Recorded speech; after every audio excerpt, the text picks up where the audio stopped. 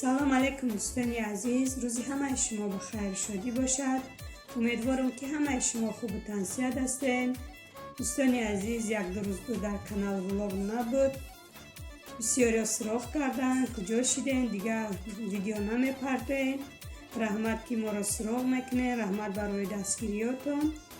دوستان عزیز، چقدر ما سرکار شدم، یک دو روز شد وقت نمیام که می تلفن در دستم قپم یا که ویدیوی بسیاری را ممکن تماشا کردگی نباشم. از همه شما بخشش میپرسم. انشالله که وقتم شد با شما را هم دستگیری میکنم. اینجا باشه برای عبیت ما قرطا کدستم. دوستان عزیز، کارم بسیاری بد بود.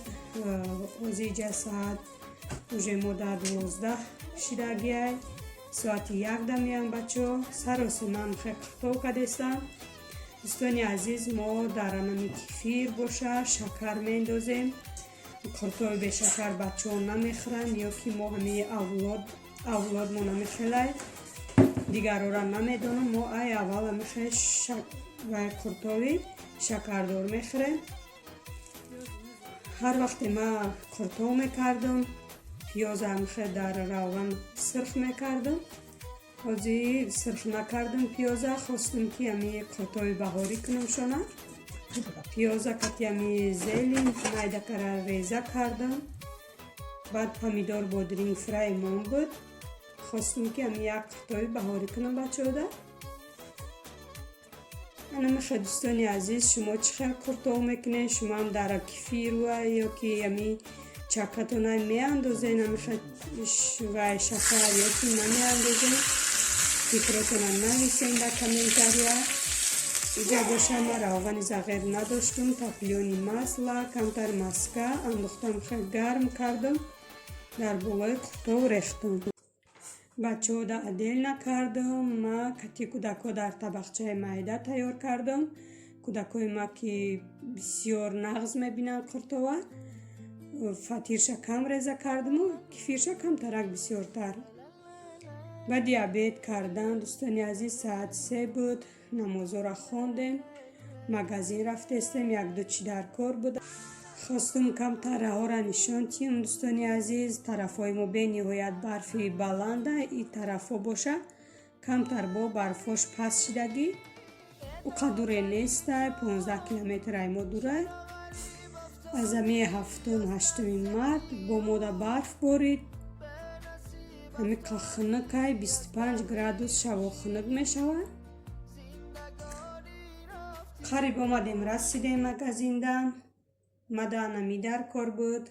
برای همی ولاگای دختر را تماشا کردم. برای دیگ، برای همی انتیژیر ای همی گرفتم. به نهایت خوب بوده. نیکی همی وقتی در همی دیگ شپیدن و چی کردن احتیاط کردن در کار بوده. ما پرچتکی داشتم، بیرون ای پرچتکی کم تر در دستم میخواد پرید، دست ما یاره کرده کم تر. ما پیتزا کردنیم برای بیگه. اینجا مده سیر در کار بود و ماینز دیگه همه چی در خونه بود. سیر و ماینز تمام شدگی بود. امی برای یک چی میایی نکی 10 چی دیگه میگیری ای مغازین. ما با اساساً برای امی سیر ماینز چیسناگ آمده بودم. نکی انمی قدر خرید کردم. سبزی هم نبوده خونه ده. باید 4 کیلو 5 کیلو سبزی گرفتم. نمیخواد دوستانی عزیز ولاگی چند روزه ما ای مغازین برامدیم، پوچتا درامدیم، ای پوچتا باروما گرفتم. برزا کس کرده بودم از کانال زینب لایف. ما فکر کردم در یک ماه میایه یا که 15 روز یکم برزا کس کردستم. روزی یکم زکس کردم، روزی 4 اومده رسیده بود. انیق نمیدونم 6 بود 7 بود رفته گرفتم برو را. مدامی سپارت یونیفرم محکول بود. چند قبودم خیلی سکریشوب کردم مانده بودم. امروز زکس میکنم پگه زکس گفته دوتا سطر заказ карда будам. Сатрор падарка омадан. Анаи спарти униформора бинед чӣ хел фасона. Дӯстони азиз, тавсия медиҳам шумоам заказ кунем. Бениҳоят качестваш нағз, материалш хуб, кати бурукш. Ҳамин моҳҳои апрелда пӯшиданаш хеле удобнай, айни боду боронда. Анаи сатрорам бениҳоят маҳқулум шид. Ё падарка омадагӣ. Раҳмат Зайнабҷон, агар видеора тамошо кардаиста бошӣ. Дӯстони азиз, касоне ки харидорӣ мекунай, аз ҳамин канал заказ кунем. Бениҳоят борош качестваи нағзай. Ина бинед, ин чени сари духтарам шид. Ира барои духтарма додум, барои намозхониш. Ай худум буд дута сета мекашид, калонтарак буд да сараш. Да сари духтарам шид, ира да духтарам додум. Ина як сатр по цвети ами спортивни. Раҳмати калон Зайнабҷон, худованд аз шумо розӣ бошад. Иншаллоҳ ки бо дар оянда заказ мекунам чизои дар корӣ. Ҳами қаш нағзай ки размертадони любой ҳами хел свет маҳқулу чи заказ мекунӣ, миёран метиян беҳтарин.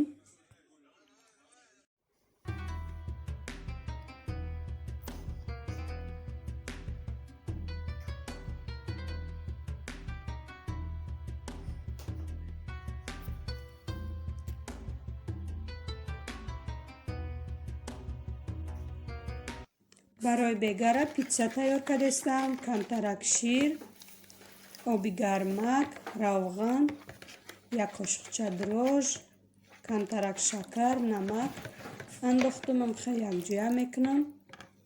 Хамира мулоимак шурида мемонам. Дар ҷои гармӣ ним соат места. То тайёр шидани хамира ма ваёша тайёр мекунам. барои питса чӣ дар кора помидор, пиёз дигароша реза карда мемонам. Хамири мо ҳам тайёр шид. Намехеда листи гирдак тунука кардам. ҳозир боша майонезу кепчук якҷоя карда мерезам. инҷа ма кепчук надоштум. Камтарак томатная паста якҷоя кардам. анамихел ҳама ҷошта мешакам. як пиёза майда карда реза кардам. кае ки питса кунам, кӯдако бетоқатӣ мекунанд. тайёр шид нашид гуфта. барои ҳамин пиёза михел чӣ қадр тунук реза кардам ки дар опаза. баъди пиёза кардан ма калбасара мемонам ай так. баъд помидора барое ки калбасара ай боло монам. калбаса месӯзад. калбаса мондум. болгарии зард доштум. михел ба маззаи хушрӯ буд. авоям мондум. помидораро ай боло мемонам. питсаи мо як 20 минут дар духовка да 180 градус меиста. баъд ма сира ай болош мепошам, барое ки сир дар михел об мешавад. инҷа боша зиёти ами кепчуку майонеза ай болои помидорам хел рехтам. хеле овдора ки хушрӯ мешавад питса. немихел дӯстони азиз, питсара як ҳафтада 2 ҳафтада 20 рӯзда як бор мекунам. барои ҳамин кӯдако дар бачаҳон назана гуфта. ҳамин кӯдакҳои ман хеле одат доранд ки дар 3 рӯз 4 рӯз ҳамин авқота хӯранд, дуюм бора ӯ авқота намехӯранд. барои ҳамин питсара ман хеле нағз мебинам.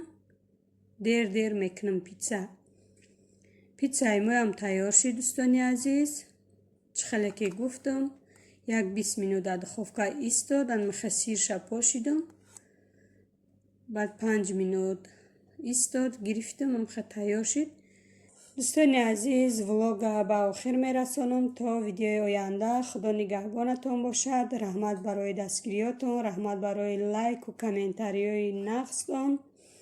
аз ҳамаи шумо миннатдор ҳастем. то влогҳои оянда. худо нигаҳбонатон.